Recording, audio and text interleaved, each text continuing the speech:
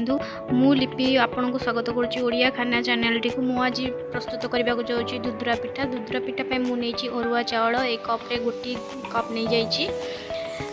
तापरे मु नहीं बिरी 1/4 कप आपण मु एक लास्ट रे नहीं आपण कप रे भी नहीं पारे तापरे मु ताकू गोटे 2 घंटा बतरे देइची बतरे देकी मुझे भल भाव धोई मुझे चोपा चोड़ा बिरी तेणु भल भाव धोईकी एभली पेस्ट करी ग्राइंडिंग कर देइची चाउल टी आम ग्राइंड फास्ट आम बिरी टी ग्राइंडिंग करने चाउल टी आम ग्राइंडिंग करवा गोटे कप गुड़ देकरी भल कि मिक्स करदे गोड़े ग्राइंडिंग से आम कि अलैच दबा तापर आम ताकू भल करी ग्राइंड करना आम पिठौटी की बेसी बहलिया रखिबानी देखो मु जो भाई जी पतला रखी से ही रखिए तापर आम बिरी आ चाउल बटा को भल भाव में गोले ना मुझे गुड़ डंकी ही गोले नौ देखो ये भाया गोले ने गोले नेला परे मुझे किछि लुण आड करी गुड़ जेहेतु लुण परिमाण टी थाए तेणु मु अल्प टिके लुण आड करी बेसी लुण आड करनी आपण चाहिए पान मधुरी भी आड करें मो पाखे पान मधुरी नाला तेणु मु आड करनी तापरे हाई फ्लेम रे तेल टी गरम करेंगे आपण ये पिठाटी को हाई फ्लेम रे ही छाणिबे तेल टी पूरा गरम हो गला पिठौटी को गोटे डंकी नहीं कि देखो ये गोटे जगार ही देबे जे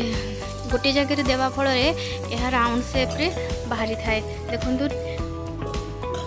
ये दे ये फुलीगला फुलीज टिके फुलीगला नेउटे देवे नेउटे देकी दुई पट साइड को गोल्डन कलर करने पर्यंत आपण पिठाटी को छाणिबे देखो ये पिठाटी छाणी नेबे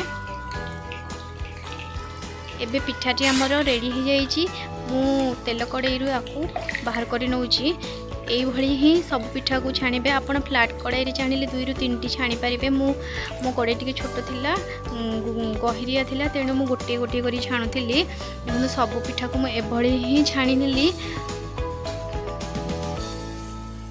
हाई फ्लेम रे छाणिया फल यह जल्दी होता है आ सॉफ्ट और स्पंजी होता है लो फ्लेम रे छाणिले यह भल हम ना फुलब ना उड़ीज तेणु आपण या हाई फ्लेम रे ही छाणिबे पिठाटी को जल्दी जल्दी हो जाए देखो यही भाई पिठाटी को छाणीदेली सब पिठा को मु पिठाटी बहुत नरम होता है आपण पिठाटी को छाणीला टिश्यू पेपर पर रखिए कहीं तेल बहुत ये आब्जर्व करे तेणु टिश्यू पेपर ऊपर रखिले तेल किसी